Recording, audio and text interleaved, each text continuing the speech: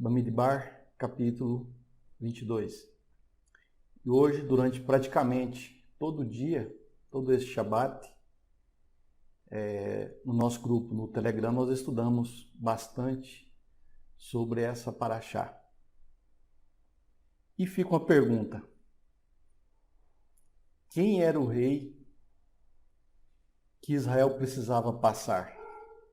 Porque quando Israel chega até Moabe, o rei Balaque, ele é então colocado para poder lidar com a situação dessa passagem de Israel.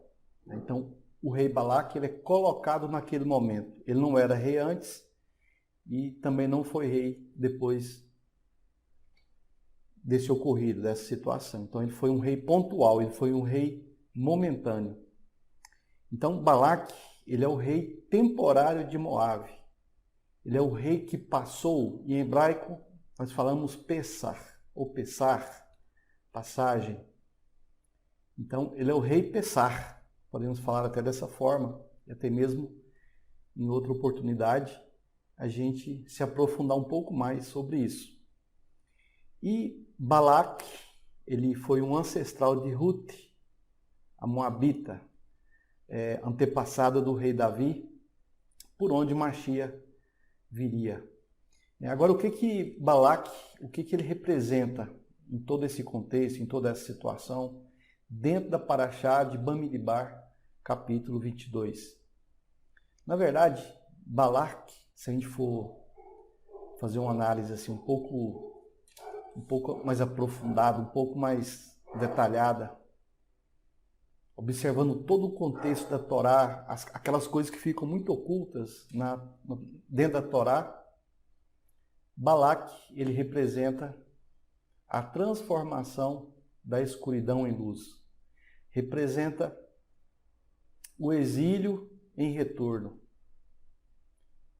E assim, a linhagem de Balaque até chegar a Machia revela que o destruidor de Israel, o perseguidor de Israel, aquele que busca uma palavra em um profeta para destruir Israel, que desse virá o Machia redentor final. Tanto é que Balaque, quando contrata Bilã não consegue pronunciar uma maldição em cima de Israel. Ele só consegue pronunciar as berachot, as bênçãos.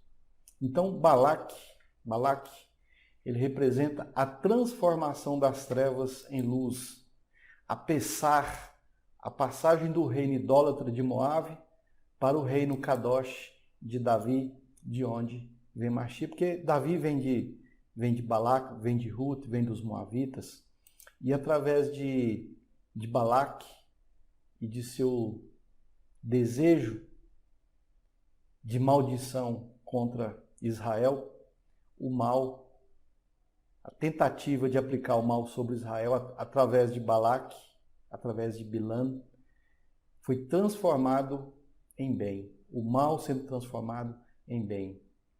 E dentro de todo esse contexto, dentro de toda essa sabedoria, dentro de todos esses mistérios, nós temos muito a aprender com Balaque. Não é à toa que a Torá, ela coloca um nome que parece nome de um amaldiçoador de Israel, ele é colocado sob os holofotes da Torá. Ele recebe uma posição bonita dentro da própria Torá, uma posição de destaque, de honra. Então, de uma certa maneira, a Torá acaba falando bem de Balaque. E é por isso que nós temos que aprender as coisas com um pouco mais de profundidade, né? Elohim, o tempo todo, em todas as épocas, ele coloca uma mente mais elevada, uma mente espiritual, para treinar outras mentes elohímicas. É como se esses mestres de Torá que trazem esses ensinamentos, essas revelações, né? Porque quando a gente lê Balaque, muita gente fica com ódio, fica com raiva, fica revoltado de Balaque, mas não consegue perceber essa profundidade, essas informações ocultas. Então, bendito seja pelos nossos morim, pelos nossos professores, pelos nossos mestres, que nos elucidam, né, com tanta clareza, né, com tanta sabedoria, esses detalhes da Torá. Porque de toda a Torá, o lugar mais claro que fala de Mashiach é aqui em Balaque e Bilam.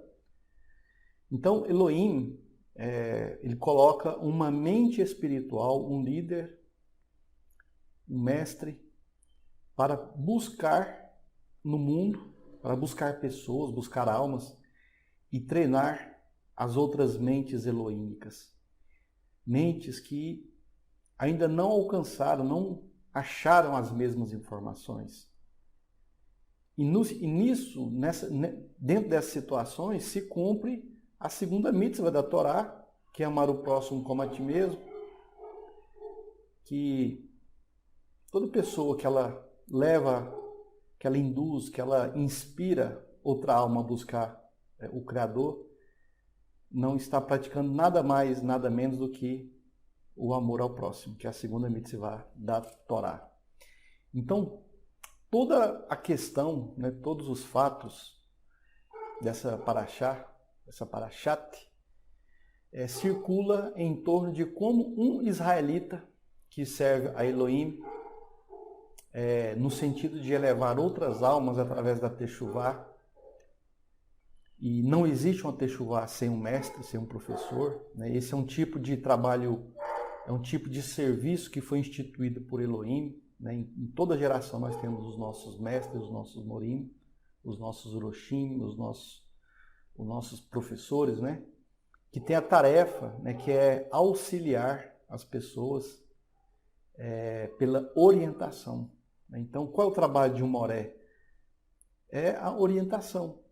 É uma mente espiritual, é uma mente que tem conhecimento, que tem sabedoria, que alcança alguns detalhes que normalmente as pessoas não conseguem enxergar, não conseguem ler. Então essa paraxá fala muito disso. É transformar uma pessoa que está em trevas numa pessoa que vai para a luz. Através de quê? Através de Mashiach. É por isso que essa paraxá é maravilhosa. Então, usar o conhecimento dado pela Torá, de uma certa forma, ele pode gerar tanto prazer como frustração para quem ensina, para o Rosh do Midrash. Porque ao mesmo tempo que um Rosh ele vê o seu discípulo crescendo, se elevando, ele também vê muitos caindo, né?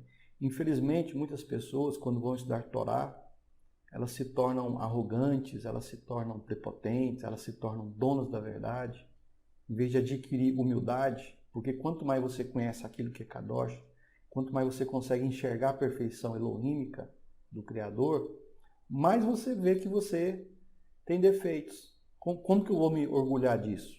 Como que eu vou sentir vaidade em cima disso? Infelizmente, muitas pessoas, quando começam a estudar, elas se enchem tanto e acabam se tornando pessoas, de uma certa forma, maldosas e vaidosas.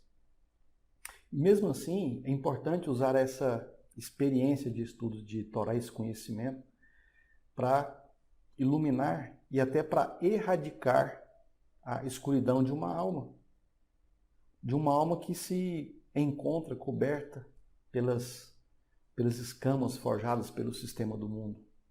Porque todo dia nós somos bombardeados por informações, por falsas informações, por informações mentirosas, maldosas, que de uma certa maneira acaba cobrindo a alma de uma pessoa no lugar de libertar essa alma. Mas nós devemos superar essas limitações. Nós temos que fazer uma jornada acima de nós mesmos, além de nós mesmos, além dos nossos próprios limites, do nosso conforto. É muito fácil nos tornarmos sedentários espiritualmente. Ainda mais quando isso gera em nós um desconforto em nossos interesses, objetivos, em nossas ambições, em nossas vaidades, que é o mais comum. É muito fácil uma pessoa cair da emuná sem perceber. Ela pega alguma missão, algum objetivo de vida e ela coloca a Torá mais para o cantinho, coloca um pouquinho hoje, um pouquinho amanhã. A hora que ela não percebe mais, a Torá já ficou para trás há muito tempo, sem ela ter percebido. Mas ela fala assim, não, mas eu estava cuidando das minhas obrigações, dos meus objetivos, da minha família, assim como o Corá e como tantos outros tinham esses mesmos objetivos. Mas a rota de nossa caminhada aqui nesse mundo, ela geralmente não é a que nós escolhemos. Não por um todo. Mas a nossa caminhada, ela se cruza com as escolhas de outras pessoas, de outras almas, que seja de nossa família, de nossos amigos, de nosso trabalho, de pessoas que nós nem conhecemos. E no final, todas essas rotas, elas se misturam. E qual que é o resultado para nós? Das suas escolhas misturado com as escolhas dos outros.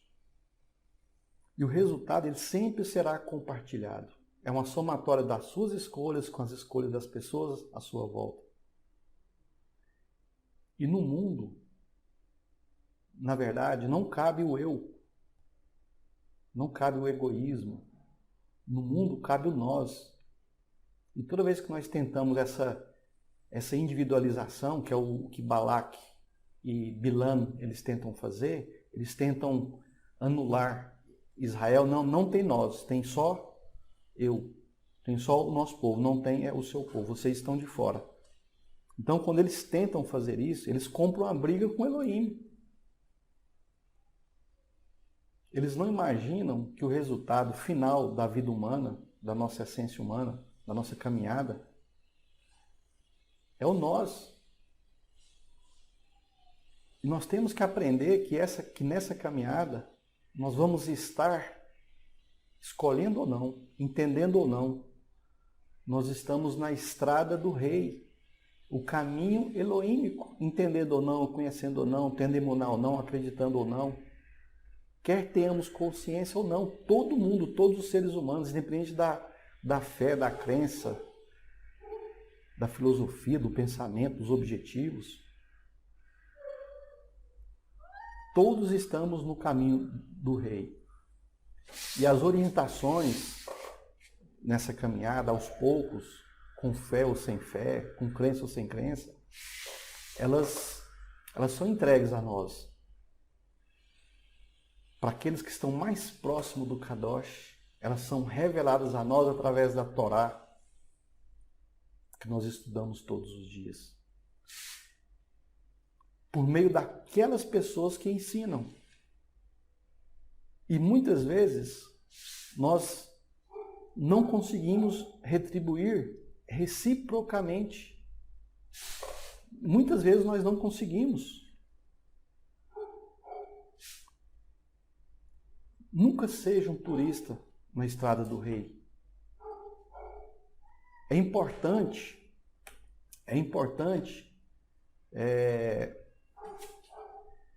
você ser parte do ambiente. É importante você ser filho do rei e não ser um turista. Elohim falou para Abraham, olhe para os 4 cantos da terra.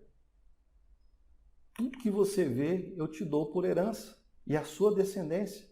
Não seja um turista, vá para você mesmo.